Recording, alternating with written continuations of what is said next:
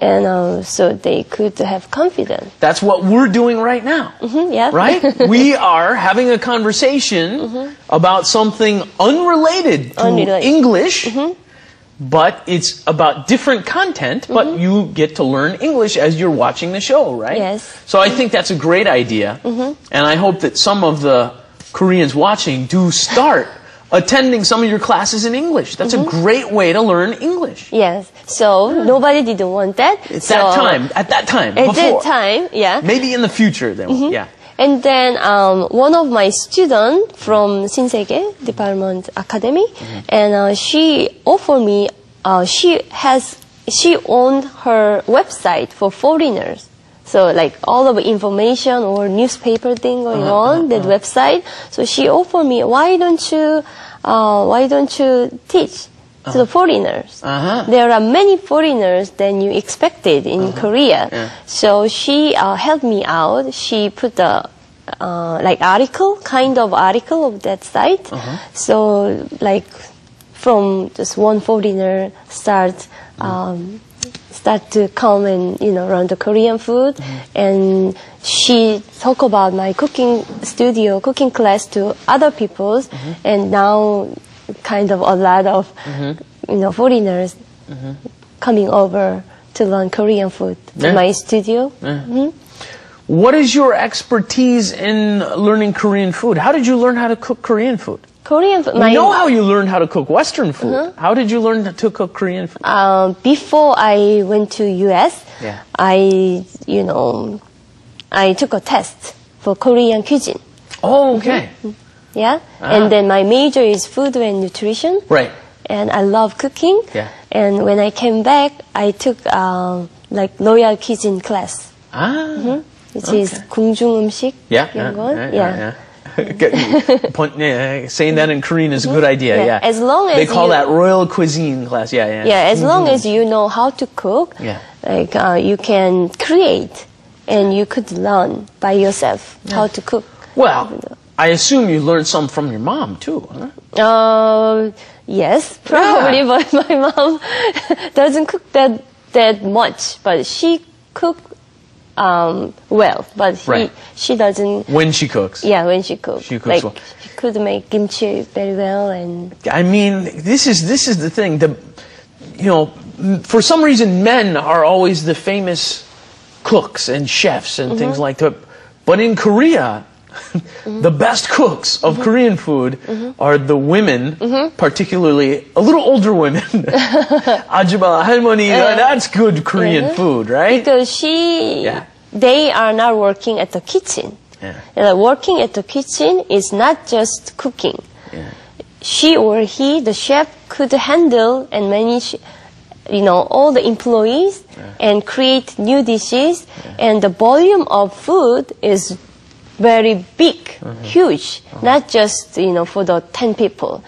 Like, for example, 300 people's food, we have to make it and let cooks make. Let the 요리사 make it that. So, it's very hard working, and also, woman could be a great chef, but the most of chefs are men, you said, right? Well, famous chefs. It's because it's very hard and, lots of energy needs. Yeah, that's why. So. And, should be shouting. That's very tough. And, So, were you that way in the kitchen too?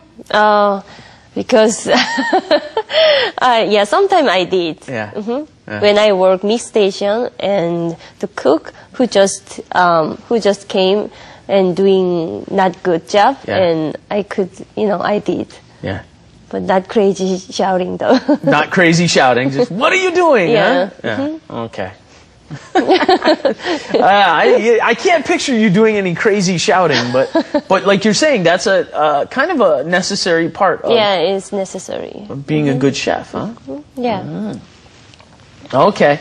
And so how many times a week are you teaching these classes to foreigners nowadays? At least once a week. Because they don't have that time to come. Like weekend or Friday night, Friday 7 p.m. or Saturday morning. Right. It's difficult to get midweek classes or they're all working. Because they work PM shift. Many. So a lot of these people who are going, are they usually English teachers or what do they usually do? Usually most of people are teaching English at the institute or like 학원 or the kindergarten or Okay. And how do you teach them? What kinds of basic techniques do you usually teach them? Do you teach them how to pick? I mean, let's face it, Korean cooking, a lot of the most important thing is ingredients. How do you teach them to choose a good doenjang? Doenjang? You have to use a good doenjang. Actually, they have to buy it. They don't make it. They can't make it because most of Korean sauce are fermented. Right. Like doenjang, gochujang, 간장, all kind of thing. 청국장. So I try to explain them. There are 3 or 4 kinds of 간장, which is soup, soy sauce for the soup, soy sauce for the like 조림 or something like that, and the doenjang. And I try to teach them the main ingredient will change the flavor, but the basic sauce is basic sauce are doenjang, soybean paste, and chili pepper paste, and soy sauce. So most likely they know what is the main sauce could be, and then main ingredient, and like meat, which is bulgogi or 떡갈비, something like that, and fish and soup. And so I try to teach them 8 weeks program. And per program, it has like 3 different menus.